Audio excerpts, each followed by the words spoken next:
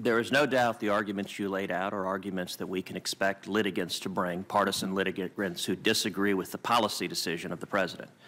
I would note on January 27, 2017, the Department of Justice issued an official legal decision, a determination by the Office of Legal Counsel, that the executive order, and I'll quote from the opinion, the proposed order is approved with respect to form and legality.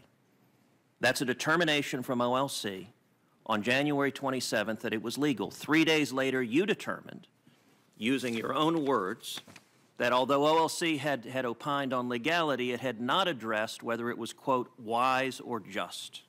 And I also, in that same directive, Senator, said that I was not convinced it was lawful.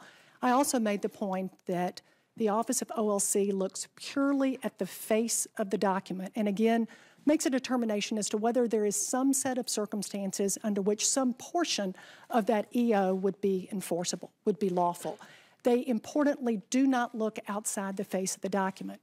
And in this particular instance, particularly where we were talking about a fundamental issue of religious freedom, not the interpretation of some arcane statute, but religious freedom, it was appropriate for us to look at the intent behind the President's actions, and the intent is laid out in his statements. Final, very brief question. In the over 200 years of the Department of Justice history, are you aware of any instance in which the Department of Justice has formally approved the legality of a policy and 3 days later the Attorney General has directed the Department not to follow that policy and to defy that policy?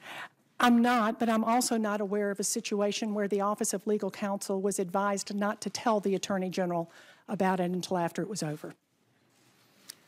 Thank you, Ms. Yates. I would note that might be the case if there's reason to suspect partisanship.